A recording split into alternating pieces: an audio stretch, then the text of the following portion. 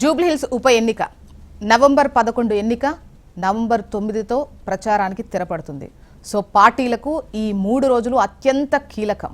Star campaigners అంతా జూబ్లీహిల్స్ ఉప ఎన్నిక కోసం జూబ్లీహిల్స్ నియోజకవర్గంలోనే మోహరించిన సిచ్యువేషన్ చూస్తున్నాం. రాష్ట్ర నలుమూలల నుంచి కూడా ఉన్నటువంటి అన్ని పార్టీలకు సంబంధించిన ఎమ్మెల్యేలు, ఎంపీలు, స్టార్ క్యాంపెయినర్స్ అందరూ కూడా అటు జూబ్లీహిల్స్లోనే ఉన్నటువంటి సిచ్యువేషన్. పార్టీలైతే వారి గెలుపు పట్ల ధీమా వ్యక్తం చేస్తున్నాయి. డిస్కస్ చేద్దాము. గెస్టులు సిద్ధంగా ఉన్నారు. బీఆర్ఎస్ నుంచి అండ్ బీజేపీ నుంచి, మరి కాసేపట్లో కాంగ్రెస్ నుంచి కూడా జాయిన్ అవుతారు. బీఆర్ఎస్ సీనియర్ నాయకులు ఓ నరసింహారెడ్డి గారు, నమస్తే అండి, వెల్కమ్ టు ద డిబేట్. అటు బీజేపీ సీనియర్ నాయకులు తాడూరి శ్రీనివాస్ గారు, గుడ్ మార్నింగ్ అండి, వెల్కమ్ టు ద డిబేట్. నమస్తే అండి. నరసింహారెడ్డి గారు, కాంగ్రెస్ అయితే క్లియర్గా గెలుపు అయితే మాదే, మేము పర్సంటేజ్ మాత్రమే చూసుకోవాల్సినటువంటి అవసరం ఉంది. సో అధికారంలో ఉన్నాము అండ్ ఇంకా 3 ఏళ్ళు ఉన్నటువంటి క్రమంలో అండ్ దాంతోపాటు రకరకాల ఈక్వేషన్స్, వివిధ వర్గాల నుంచి వస్తున్నటువంటి సపోర్ట్ బట్టి చూస్తే మా సంక్షేమ పథకాలనే మేము నమ్ముకున్నాం, మాది గెలుపు ఖాయం కావాలని అంటే ప్రతిపక్షాలు ఓటర్లను ఏమంటారు అయోమయానికి గురి చేస్తున్నారు. సో అంతేగాని గెలుపు మాత్రం ఖాయం, మాకు కావాల్సింది పర్సంటేజే అన్నటువంటి ధీమాలో అటు కాంగ్రెస్ ఉంది. మీదేంటి?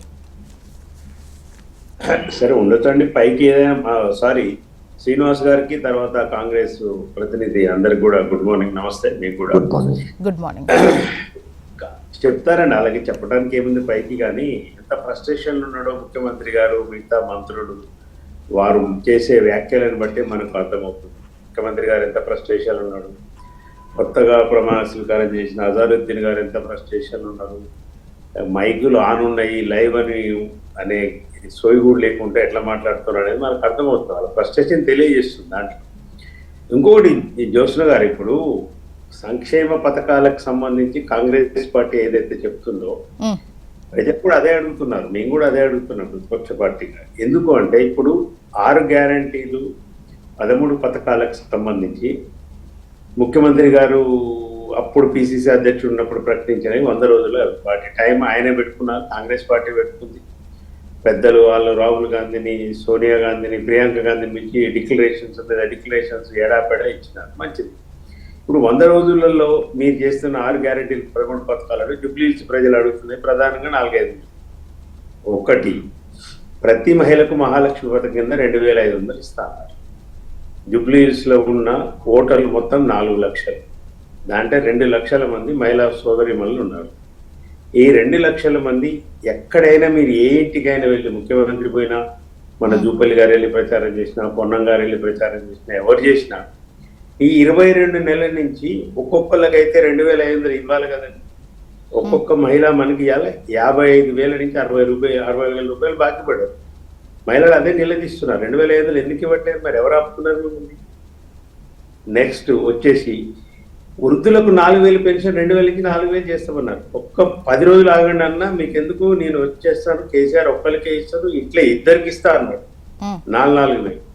మరి జూబ్లీహిల్స్ లో ఉన్న పెన్షన్ మీద ఆధారపడి బతుకుతున్న వృద్ధులందరికీ కూడా ఎవరికైనా ఒక్క ఇంట్లో కాంగ్రెస్ పార్టీ 4,000 పెన్షన్ ఇచ్చిందని నిరూపించమనండి, మేము దేనికైనా సిద్ధం. మూడవది, షాదీ ముబారక్ కళ్యాణ లక్ష్మి కింద కేసీఆర్ 1,00,000 ఇస్తున్నాడు, పేదోళ్ళు బంగారం వేసుకోవద్దా, కాబట్టి 1,00,000తో పాటు తులం బంగారం ఇస్తానని ప్రారంభించు. కొన్ని వేల పెళ్లిళ్ళు అనేవి 2 సంవత్సరాలు. జూబ్లీహిల్స్ నియోజకవర్గంలోకే చెప్తున్నారు, రాష్ట్ర వ్యాప్తంగా ఇవ్వలేదు, జూబ్లీహిల్స్ నియోజకవర్గంలో కూడా లేదు. మన పొన్న ప్రభాకర్ గారు మిగతా వాళ్ళు టీవీలలో మాట్లాడుతూ, వివిధ ఛానళ్ళలో మాట్లాడుతూ ఓపెన్ గా చెప్తున్నారు. హనుమంతరావు గారు మిగతా వాళ్ళు అందరూ చెప్తున్నారు, అవునండి మేము చెప్పినప్పుడు అది 50,000 తులం ఉండే, ఇప్పుడు 1,50,000 అయింది, ఎట్లా ఇస్తామండి అంటున్నారు. ప్రజలు ఏమంటున్నారంటే ఆ 1,00,000 రూపాయలే రావట్లేదు పెళ్లిళ్ళకు. ఒకవేళ 50,000 మీరు కనుక అప్పుడే తులం ఉందంటే ఆ 50 కలిపి 1,50,000 ఇవ్వమంటున్నారు. అంటే నరసింహారెడ్డి సార్, అంటే ఇవ్వనివి వాటికన్నా కూడా ఇచ్చిన వాటి పట్ల ఇచ్చిన వాటికి సంబంధించి ఇంపాక్ట్ ఉంటుంది. సో ఆ సంక్షేమం ఇప్పుడు ఏదైతే రేషన్ కార్డుకు సంబంధించి ఇప్పుడు సన్న బియ్యం ఇక్కడ అమలు చేయడం కావచ్చు, అండ్ 200 యూనిట్ల ఉచిత విద్యుత్ కావచ్చు, గ్యాస్ సబ్సిడీకి సంబంధించి 500 సిలిండర్ కావచ్చు, ఫ్రీ బస్సు కావచ్చు. సో ఇవన్నీ కూడా కాంగ్రెస్ వైపు ఓటర్లు ఉండేటట్టు చేస్తుంది, అది మా కాన్ఫిడెన్స్ అంటున్నారు. సో అది కూడా మాట్లాడుతుంది. ఇప్పుడు ఏమంటున్నారంటే ఇప్పుడు మేము ఇచ్చిన సన్న బియ్యం అన్నాడు, మేము ఇస్తున్నాము మాకు బీఆర్ఎస్ ఓటేసి అవి రద్దు చేస్తా అంటాడు. అది రాజ్యాంగ ఉల్లంఘన. రెండవది, నిన్న ఉత్తమ్ కుమార్ రెడ్డి గారు మిగతా మంత్రులందరూ ఎక్కడ మీటింగ్ పెట్టినండి? కొల్లూరులో కేసీఆర్ గారు కట్టిన డబల్ బెడ్రూమ్ ఇళ్లలో ఇల్లు కట్టింది, మీటింగ్లు పెట్టారు. వరుస మీటింగ్లు ఉదయం 11 గంటల నుంచి సాయంత్రం 9 వరకు మీటింగ్లు పెట్టారు, ప్రెస్ మీట్లు పెట్టారు. ఒక్క ఇందిరం ఇల్లు అక్కడ కట్టిన చూపెట్టమనండి జూబ్లీ హిల్స్ లో. ఒక్కటి ఏంటంటే ఇచ్చింది ఉచిత బస్సు ఒకటి. ఉచిత బస్సు బీఆర్ఎస్ కోటేస్తే రద్దు చేస్తామంటాడు. అసలు ఉచిత బస్సు ఇటువైపు మహిళా మనోళ్ళకి ఇచ్చేసి ఇటువైపు నుంచి మళ్ళీ డబల్ ఛార్జీలు పెంచారు. ఒక చేతిని ఇచ్చేయడమేనా, ఇంకో చేతిని తీసుకోవడమేనా? ఎక్కడుందండి? అసలు ఎక్కడ లేదు కదా, ఒక్క పథకం కూడా లేదు. ఆల్రెడీ వాళ్ళు నిరాశ అయిపోయింది, వాళ్ళ ఫ్రస్ట్రేషన్ తెలియజేస్తుంది. బీఆర్ఎస్ పార్టీ గెలుపు ఖాయమైపోయింది. ఖచ్చితంగా సునీత గారు అసెంబ్లీలో అడుగు పెడతారు, పెద్ద ఎత్తున మెజార్టీతో గెలవబోతున్నారు. ఇంకొకటి ఒక థీరీ చెప్తాను మీకు. ఇప్పుడు 2023 ఎన్నికల్లో రాష్ట్ర వ్యాప్తంగా మేము సీట్లు కోల్పోయి 39 ఉన్నాయి. కాంగ్రెస్ పార్టీ అధికారంలోకి వచ్చింది 64-65, బీజేపీ 8 గెలిచింది అసెంబ్లీ ఎన్నికల్లో. ఇప్పుడు మాకు ప్రతికూల పరిస్థితి రాష్ట్రంలో 2023 ఉన్నప్పుడే మేము సిటీలో జిహెచ్ఎంసీలో 10కి 10 గెలిచినాం. మాకు ప్రతికూల పరిస్థితి ఉండి రాష్ట్రం ఉన్నప్పుడు కూడా జూబ్లీ హిల్స్ ప్రజలు దాదాపు 17,000 మెజార్టీతో గోపీనాథ్ గారిని గెలిపించారు. ఇప్పుడు ఎవరికి ప్రతికూల పరిస్థితి ఉందంటారు? కాంగ్రెస్ పార్టీకి ప్రతికూల పరిస్థితి 100% కనిపిస్తుంది కదా, ఏ హామీ అమలు చేయండి. ఇంకా గెలుపు ఎక్కడదండి? ప్రతికూల పరిస్థితి ఉన్నప్పుడే. ఈ ప్రతికూల పరిస్థితి ఉందని మీరు చేస్తున్న ప్రొజెక్షన్ మాత్రమే, అట్లాంటి ప్రజల్లో లేదంటున్నారు.